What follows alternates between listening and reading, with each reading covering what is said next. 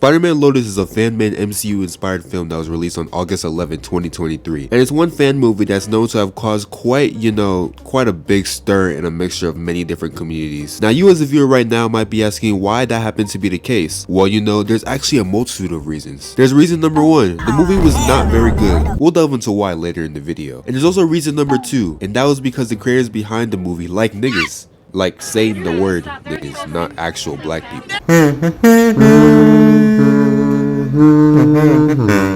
Fan-made films exist for many different reasons, which many of those reasons come from an already established and built passion for their franchise the fanbase already originally comes from. They don't even have to be expressed to a movie either. If you've ever been in any fanbase in your life, doesn't even matter which genre, there's more than likely altered version of specific things that came from that fanbase, such as side comics, fan-made soundtrack, movies, fanfiction that's safe for work, fanfiction that's probably not so safe for work. And if your fanbase is large enough, you've most likely ran into any of these altered versions of media at least once in your life. Now, Spider-Man is no different from this. It's one of the most popular superheroes of all time, and it makes sense because Spider-Man is cool, his side stories are cool, the fanfics are cool when Peter Parker's character isn't completely being assassinated. Like, ain't no one finna make a fanfic about some random ass superhero like Ant-Man. Like, who the fuck is Ant-Man, bro? But anyway, Spider-Man Lotus is just another victim to the epidemic of fan-made Spider-Man media. And that's where this dude comes in. Gavin J. Konop. This dude over here loves Spider-Man. Been loving the guy ever since he was a kid. Here's proof for him holding a Spider-Man plushie right here. Now, this guy, Gavin over here, loves Spider-Man so much, he decided to make a movie on it. The only issue with this is, this guy didn't want to just make a harmless Spider-Man movie out of the passion of his favorite superhero. My guy over here had more sinister reasons to make this movie. Because, like, you see, Mr. Gavin J. Konop actually did not like Spider-Man. That doesn't really make any sense. Like, didn't you just say the movies?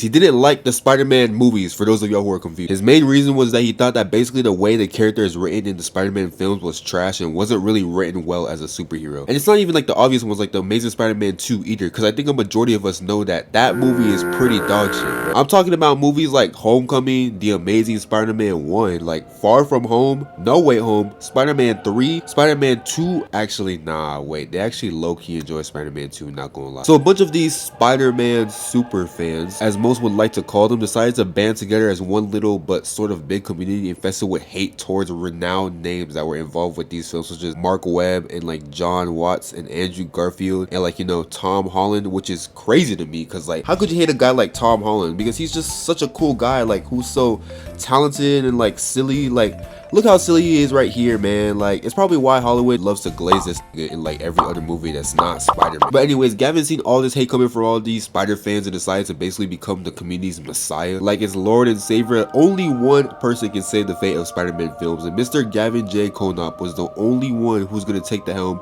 and lead every Spider-Man fandom to victory.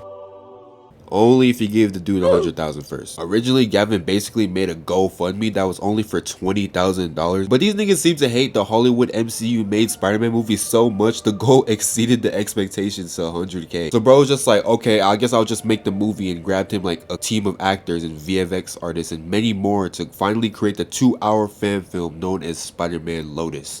Now, I wish I could say the production process throughout the creation of this movie was this smooth, but then this video wouldn't exist, or this goofy ad thumbnail. So I will now explain to you all every single controversial and offensive event that occurred before this movie got released. So trigger warning, because the next few minutes, well, I doubt this is going to be explained in like a few minutes, of this video is probably going to sound like a freaking Klans meeting. Mr. Gavin Konop, the director of it all, was one of the first people on the team to get exposed after hella screenshots of old DMs resurfaced of him saying some really crazy and shitty stuff. But what most remember is the multiple screenshots of him saying the N-word. But hey, before y'all say anything further on my next points, I've come here to tell all of y'all not to worry, it's alright. Because turns out he's actually 0.05% black, which is honestly a false alarm, man. Like, whew, man, that scared me for a second. I was really about to call this guy racist, but I guess he's not, right? Regardless of whether this is true or not, I'm not gonna sit here and simply deny someone's ancestry. Wait, to be honest, actually I low-key am. I will deny this nigga's ancestry because Cuzzo over here is whiter than a beluga whale. That was 0.05% of blackness you claim to have is fighting for dear life. And besides just saying the N-word a lot, Buddy is just a strange creature. Like, what the fuck? I'm quoting Gavin when I say this, but read this real quick. Y'all mind if I just black people noise?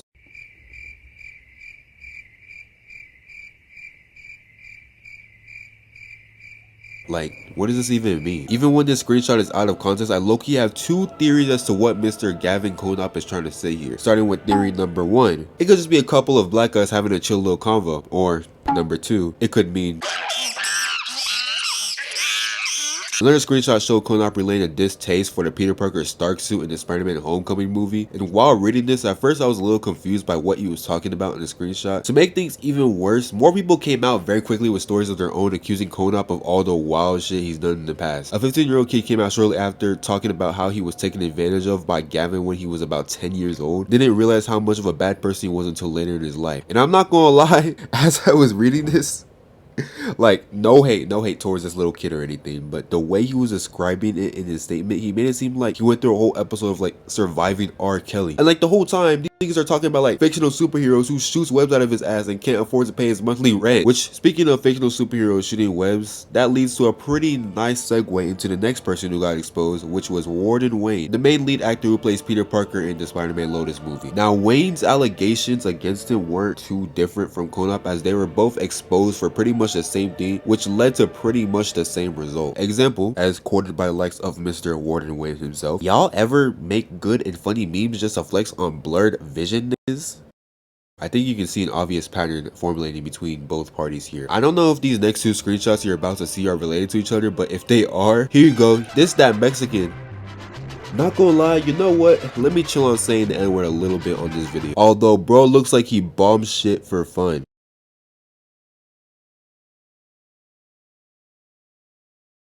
What's wrong with y'all niggas? What's wrong with you? But don't worry guys, everything is okay. There's nothing to make a huge fuss about, because eventually he uploaded a long statement on Twitter apologizing for his actions, which most of his reasoning stems from him basically being homeschooled when he was younger, and how he was essentially like an iPad kid growing up in the least racist and most positive state possible, also known as Montgomery, Alabama. Nah, I'm just fucking with y'all. Bro grew up in like Arkansas or something. Shortly after, Gavin Konop released the following statement responding to the allegations against Wayne, essentially defending his actions. And after all this chaos, you'd think all the controversy surrounding this film has like officially died down by now at this point. But if you see how much left of this video I have to edit, so basically it turns out Mr. KK Konop wasn't just a racist weirdo, alright? Like, this guy was also in charge of running the most organized sweatshop known to man. Like, now look, I know my choice of words may look a little extreme here, but before I continue, I want to rewind a little bit to where I talk about Gavin's response to Wayne's apology.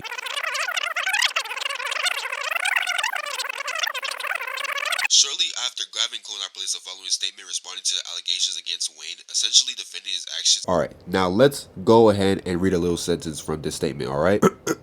I can't do anything much as a consequence, as this is a non-profit project and there's nothing that we as creators have gained. However, please do not allow this to detract from the tireless passion that crew members have worked across the board to deliver. Now, I'm not sure if any of y'all caught those words he used in this little paragraph here. It's alright though, because I'll give you a little hint, aka the words non-profit and tireless passion. Well, clearly by these complaints from the VFX team, these niggas was tired as hell. And it makes it even worse that this whole project is non-profit. So basically these poor VFX artists were going to war every single day trying to make the visuals for this movie look good. But all for nothing but a bag of oxygen and a Zimbabwean dollar. Konop wasn't the only one who defended Wayne's actions. The actor who played Green Goblin, Jonathan Salandria, came out to defend Wayne too. Only the problem is, it was all for the wrong reasons. Multiple screenshots later came out with Salandria making borderline racist comments towards the use of African American slang, calling it unintelligent and undervalued. Now, if me personally, I had to say something to this guy right here, it'd be that, look, I know our kind isn't like the sharpest tool in the box, but our main vocabulary every day isn't just ooh ooh ah ah, I want a red Dodge Charger wide body SRT Hellcat, okay? We know how to speak some fucking English. As John Salandria was fighting with the black community in DMs, he was also fighting through some legal issues too. Now, the only issue is that if I continue on and go on into further details into what these legal issues specifically were, it may get this video taken down or demonetized. So, but to give you all a small hint as to what I'm talking about, it starts with a letter that starts with an upside down B and rhymes with the word Tito file. Got him.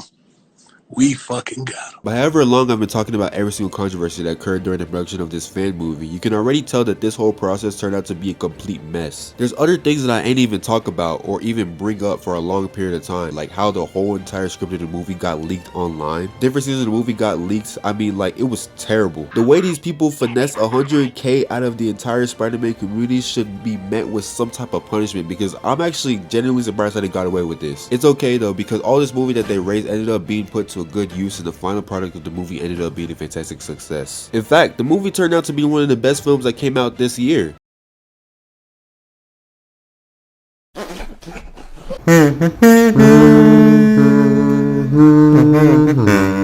As this movie is nearing damn near 2 years old, one of the major questions that I still have and ponder for a long period of time was that, where exactly did all this money go to? Not gonna lie. Like, you would think that after raising $100,000 there would be hella action scenes or anything superhero related that would be like remotely interesting, but nah bruh. This whole movie was just like a 2-hour yap session. You're probably saying right now that, not gonna lie bro, you're missing the point. It's just that TikTok brain rot that's messing up your attention span, that's making you unable to sit through a 2-hour movie. No, shut the fuck up. There's like 1 or 2 decent VFX scenes where Spider-Man is swinging through the city, which look kinda cool, not gonna lie. But you can tell the exact moment where the VFX artists behind the scenes left the team, because there were only 2 scenes that had a crumb of decent choreography. I'm damn near 100% sure that most of the budget behind this fan film went towards the VFX swinging scenes and the freaking Spider-Man Lotus red carpet. Like, why does this film have a goddamn red carpet? And these is not fooling nobody. A black person at y'all red carpet? Really? I know y'all see this over here and every single racist bone of your body started twitching like somebody trying to get rid of a severe drug addiction. Oh my god, they wanted to shout out racial slurs so bad, but they couldn't risk getting any more backlash, so they decided to lower the daily N-word usage count from 20 to 18 times per day. The rest of this movie had like no budget behind it, so they really had to try their best and hope we didn't notice. But they thought having a fan film about a literal superhero who can deadass climb walls and then proceed to climb a total of 0 walls the whole movie and thought we wouldn't bat an eye. Just look at this first fight scene right here. I can go on about how corny the jokes were that they wrote for Peter Parker here, like such a shit like, No. What? What are you wearing? It's my shocker suit. Your shocker suit.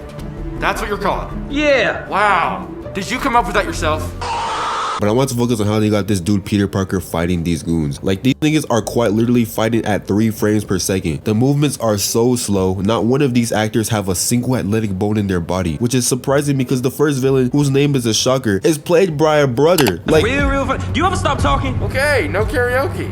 I didn't want you there anyway. Enough with the karaoke. As soon as you stop hiding, I'm gonna make sure nobody has to listen to you ever again. this is a black man's voice. I was low-key rooting for this man too until I remembered the exact group of people who were behind the creation of this movie. So apparently the inspiration behind this movie was based on an old Spider-Man comic where Spider-Man visits a kid who's sick and dying. It basically comforts and talks to the kid. But I feel like after all of that, being dragged into a 2-hour movie is OD as fuck. There were too many unnecessary scenes that shouldn't have gone on for how long they ran through. Shit was pointless. I actually fell asleep through some of the portions of the movie, and when I woke up I felt like I hadn't missed anything important when I opened my eyes. It's kind of a shame that the movie turned out to be like this, because excluding all the racist stuff, I was kind of looking forward to this movie just a little bit, because like when you have like thousands of dollars to spend, I expect there to be some type of effort put into this movie that isn't just Peter Parker and his teenage friends venting their problems together for a couple hours. And I would talk about other scenes in the movie, but I can't seem to get past this absurdly long title sequence.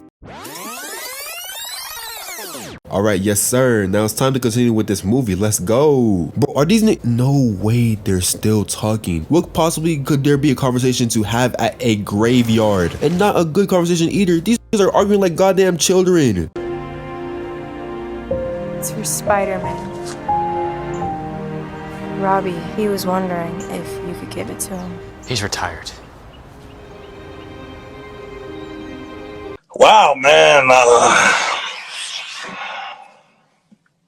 Damn. Turns out he meets up with the kid, just like the comics, man. Hey, Spider-Man? Yeah, Tim?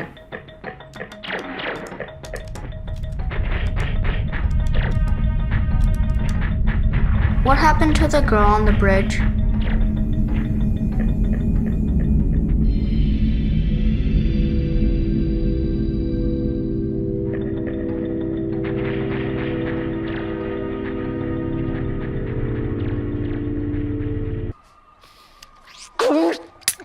Nah, but for real, I'm just kidding. Well, kind of. I mean, I don't know. I mean, the kid ends up dying anyway. This scene really could have been the most redeeming moment of this 2-hour long movie, but even Mr. Konop somehow managed to screw this part up too. First of all, someone explain to me how this little ass boy got more common sense than this grown ass man. He basically goes into a monologue talking about how basically that Spider-Man inspires him and that him quitting would be detrimental to not only everyone who supports him, but also probably to himself too. But Spider-Man just looks at him and responds like, nah, I'ma do my own thing. And just dips on the little nigga like, what the fuck? Don't worry. He comes back, but like, bro's depression is that bad to the point where he was about to abandon a dying Make-A-Wish kid. Like, that's crazy. Clearly by this review, you could tell that the writing in this movie is lacking in a lot of places. Gavin J. Konop said that he vowed to make the movie for Spider-Man fans and that people who truly appreciate the Spider-Man franchise would love this movie and find it truly inspiring. But the only thing we found was racism and how Gavin can't write a decent film to save his life. Even if you had an ounce of free time in your busy life, then I'd advise you not to watch this fan movie at all. Because even with as much time on your hands that you may have, there's still a thought at the back of your head while watching this telling you that you could probably be doing something better with your life. I'm feeling a light to decent 3 on this project. Transition.